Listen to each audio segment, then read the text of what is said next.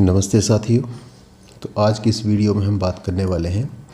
Commutation of pension की। Discussion शुरू करने से पहले मैं आपसे कहना चाहूँगा कि इन वीडियो का जो उद्देश्य है कि हमारी जो गवर्नमेंट टू गवर्नमेंट सर्विस है, गवर्नमेंट टू एम्प्लॉय सर्विस जो है या गवर्नमेंट टू पब्लिक सर्विस जो है वो बेहतर हो पाए। तो आज की इस वीडियो में हम चर्चा करते हैं पेंशन के कम्यूटेशन की। हम सभी जानते हैं कि रिटायरमेंट के वक्त जो कोई एम्प्लॉय रिटायर होता है तो सरकार द्वारा उसे एक कम्यूटेशन की सुविधा भी दी जाती है। उस स्थिति में कर्मचारी की पेंशन का एक अंश जो है, एक भाग जो है वो कम्यूट किया जाता है और उसके बदले कर्मचारी को एक अमाउंट जो है वो सरकार द्वारा पे किया जाता है और उसकी जो रिकवरी है, उसका जो रिफ़ंड है, इंस्टॉलमेंट में कर्मचारी को पे करना होता है।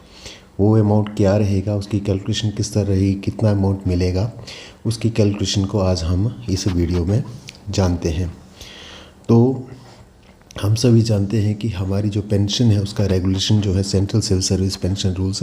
1972 के अंतर्गत होता है। तो पेंशन रूल जो है 1972, उसका जो अपेंडिक्स 1 है उसमें कम्यूटेशन ऑफ पेंशन्स के रूल जो है उनको डिफ़ाइन किया गया है। तो वो पेंशन कम्यूटेशन रूल्स क्या है, तो central civil service commutation of pension rules 1981 इस नाम से उन रूल्स को जो है वो जाना जाता है। कम्यूटेशन का लाभ किसको मिलेगा, कौन अपनी पेंशन को कम्यूट करवा सकता है, तो इन रूल्स के अनुसार जो कोई भी एम्प्लॉय जो है वो रिटायर हो रहा है और उसकी पेंशन जो है वो पेंशन रूल के चैप्टर 5 के अंतर्गत निर्धारित की गई है। उसमें विभिन्न प्रकार की पेंशन जो है उनको डिफ़ाइन किया गया है। इनवैलिड पेंशन है, कंपेंसेटेड अलाउंस है, सुपरएनुएशन पेंशन है। उन सारी पेंशन के साथ जो कोई एम्प्लॉय रिटायर हो रहा है उनको इस कम्यूटेशन ऑफ पेंशन स्कीम का लाभ जो है वो मिलता है। परंतु एक स्थिति में इस कम्यूटेशन को जो है वो रिस्ट्रिक्ट किया गया है। तो किसे रिस्ट्रिक्ट किया गया है, तो ऐसा कोई एम्प्लॉय जिसके विरुद्ध जो है वो डिपार्टमेंटल इंक्वायरी चल रही है या जुडिशियल प्रोसीडिंग उसके विरुद्ध चल रही है, तो उनको जो है इस स्कीम से बाहर रखा गया है और उस स्थिति में उसको पेंशन का जो रूल 9 है उसके अंतर्गत जो है उसे इस स्कीम का लाभ नहीं मिलेगा। पेंशन जो हम कम्यूट करते हैं उसकी परसेंटेज क्या रहेगी, कितना एम्प्लॉय जो है अपनी पेंशन को कम्यूट करवा सकता है, तो उसकी जो परसेंटेज है वो क्या है। तो एम्प्लॉय जो अपनी रिटायरमेंट पर अपनी ऑप्शन द्वारा maximum 40% of his basic pension जो है कि अपनी पेंशन का वो 40% ही कम्यूट करवा सकता है। अर्थात 40% से कम भी वो अगर उस पेंशन को कम्यूट करवाना चाहे तो वो करवा सकता है। एक एग्जांपल से हम इसको समझते हैं कि एक एम्प्लॉय जो है वो 58 ईयर्स की एज में जो है वो रिटायर हो रहा है और उसकी बेसिक पेंशन अगर 10,000 रुपये प्रति माह हम मानते हैं तो उसका जो मैक्सिमम कम्यूटेड अमाउंट जो होगा पेंशन का वो 4,000 रुपये प्रति माह ही होगा। उससे ज़्यादा वो नहीं हो सकता, उससे कम वो हो सकता है, उससे कम वो जो है वो परसेंटेज को ऑप्ट कर सकता है। कैलकुलेशन की हम बात करते हैं कि कैलकुलेशन उस तरह की किस तरह से की जाएगी, तो उसके लिए सरकार ने विभिन्न समय पर जो है वो टेबल जो है कम्यूटेशन का वो जारी किया होता है जो कि पर एनम रहता है। तो उसके अनुसार हम जब उसको कैलकुलेशन को मल्टीप्लाई जब करते हैं तो 12 से करते हैं, क्योंकि वो पर एनम है इसलिए हम उसको 12 से मल्टीप्लाई करते हैं और हम टेबल में जो उसकी वैल्यू है वो next year of the retirement जो है उसको लेते हैं। एक एम्प्लॉय जो है वो 58 ईयर्स में रिटायर हो रहा है तो हम जो उसकी वैल्यू जो लेते हैं टेबल में वो 59 की लेते हैं और एज़ पर 59 अगर कोई 58 में रिटायर हो रहा है तो उसकी वैल्यू जो है 59 की वो 8.371 है और इसलिए उसकी जो कम्यूटेड मैक्सिमम पेंशन जो थी वो 4,000 है। हमने जिसको माना है मल्टीप्लाई बाई 12 और मल्टीप्लाई बाई 8.37, तो उसकी जो कम्यूटेड वैल्यू जो बनेगी, अमाउंट जो बनेगा वो बनेगा 4,01,808। मीन्स रिटायरमेंट के बाद उस एम्प्लॉय को जो है कम्यूटेड अमाउंट जो है वो 4,01,808 रुपये जो है वो पे किया जाएगा। इसी तरह से अगर किसी एम्प्लॉय की एज जो है वो रिटायरमेंट की वो 60 है या जो भी हो वट एवर जो है, तो उस स्थिति में उससे नेक्स्ट ईयर वाला जो टेबल में वैल्यू जो है उसके अनुसार उसकी जो मल्टीप्लिकेशन कैलकुलेशन रहेगी। 60 में अगर रिटायर हो रहा है तो 61 की जो उसकी वैल्यू जो है वो टेबल में देखी जाएगी और उसके अनुसार उसकी जो कैलकुलेशन की जाएगी। एक कम्यूटेशन जब किसी एम्प्लॉय को मिल जाती है तो वो कब से ऑपरेटिव हो, कब से उसकी रिकवरी होगी, तो उस स्थिति में जो है अगर कोई एम्प्लॉय जो है अपनी पेंशन रिटायरी जो है वो अपनी पेंशन बैंक से ले रहा है तो उस स्थिति में कम्यूटेशन का जो अमाउंट है वो रिफंड उस दिनांक से होगा जिस दिनांक को उसका कम्यूटेशन अमाउंट जो है उसके बैंक अकाउंट में क्रेडिट कर दिया जाता है। उस माह से जो है वो रिकवरी जो है वो ऑपरेटिव हो जाएगी। रिकवरी की बात करते हैं, कब तक वो रिकवरी रहेगी, तो जिस दिन वो अमाउंट जो उसके बैंक अकाउंट में क्रेडिट हुआ उस माह से लेकर 15 साल तक जो है वो उसकी वो रिकवरी जो है वो होती रहेगी। वो रिफ़ंड जो है वो सरकार को देना होगा। बैलेंस पेंशन अमाउंट की हम बात करते हैं कि कम्यूटेशन के बाद उसको बैलेंस में पेंशन कितनी मिलेगी, तो बैलेंस अमाउंट जो बचा वो 60% बचा, 40% उसने कम्यूट करवा दिया था, उसके ऊपर डीए जो है वो 100% होगा। अर्थात डीए की कैलकुलेशन जो की जाएगी वो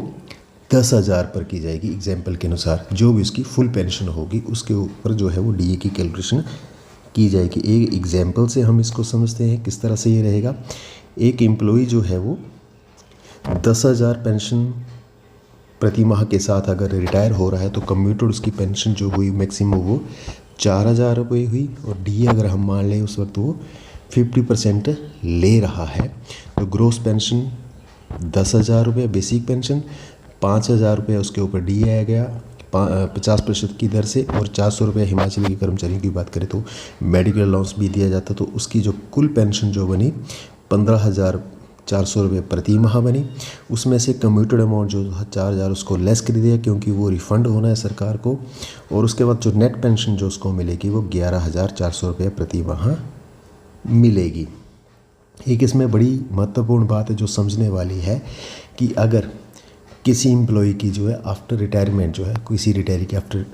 मृत्यु हो जाती है और उसने कम्यूटेशन का लाभ ले लिया है और उसके जो है 15 वर्ष पूरे नहीं हुए, उसने कम्यूट का जो रिफ़ंड था उसका पूरा नहीं हुआ है, तो उस स्थिति में उसके परिवार से कोई भी रिकवरी उस कम्यूटेशन अमाउंट की नहीं होगी। ऐसा सरकार के नियम कहते हैं कि फैमिली पेंशन से कोई रिकवरी नहीं की जाएगी। एक बहुत बड़े राहत जो है उसके परिवार को मिलेगी, मृतक रिटायरी के परिवार को, कि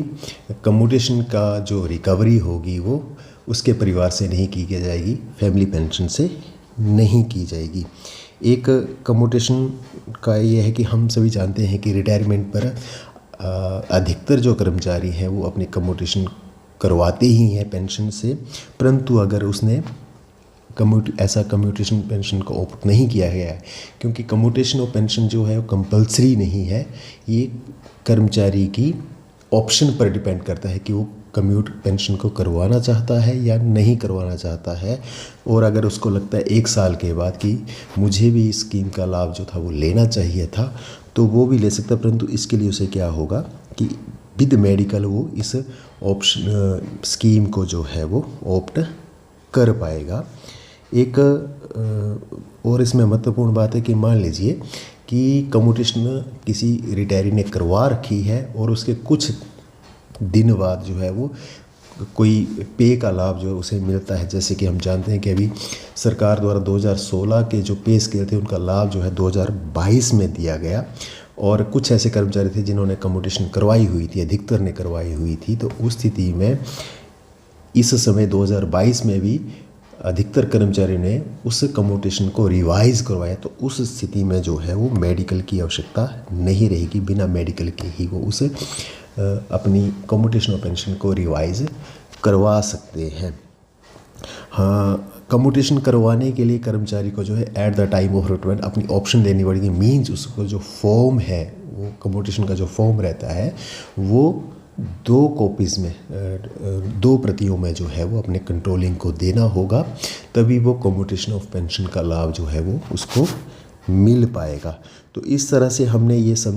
इस वीडियो में जानने का प्रयास किया कि कम्यूटेशन ऑफ पेंशन क्या है, कौन उसको करवा सकता है, किस कर्मचारी को उसका लाभ मिल सकता है, कितना लाभ मिलेगा, उसकी रिकवरी जो है वो किस प्रकार से रहेगी। अगर उसकी रिटायरी की मृत्यु हो जाती है 15 वर्ष से पूर्व, जब तक उसका अमाउंट जो है पूरा रिफ़ंड नहीं हुआ है, तो उस स्थिति में फैमिली को जो है वो क्या पे करना पड़ेगा, अर्थात उसको कोई पे नहीं करना पड़ेगा। इन सारी बातों को जो है हमने इस वीडियो में समझने का प्रयास किया। एम्प्लॉय किस प्रकार से उसको ऑप्ट कर सकता है, ये कंपल्सरी स्कीम नहीं है, सारी बातें हमने इस वीडियो में जानी। तो फिर भी मेरा आपसे निवेदन है कि जब भी हम इस कम्यूटेशन ऑफ पेंशन को अपने ऑफिस में कर्मचारी पर लागू करें, तो उस समय की जो सरकार की जो इंस्ट्रक्शन है, प्लीज़ हम उनको जो है वो ध्यान में रखें। साथ ही साथ मेरा आपसे ये निवेदन है कि ये जानकारी संभवतः आपको जो है वो लाभकारी लगी होगी, तो प्लीज़ आप इस जानकारी को जो है वो अपने अधिक कर्मचारियों के साथियों के साथ जो है वो साझा करें, ताकि कर्मचारियों को जो है वो सरकार द्वारा विभिन्न समय पर दी जाने वाली योजनाओं का जो है वो लाभ मिल सके। धन्यवाद।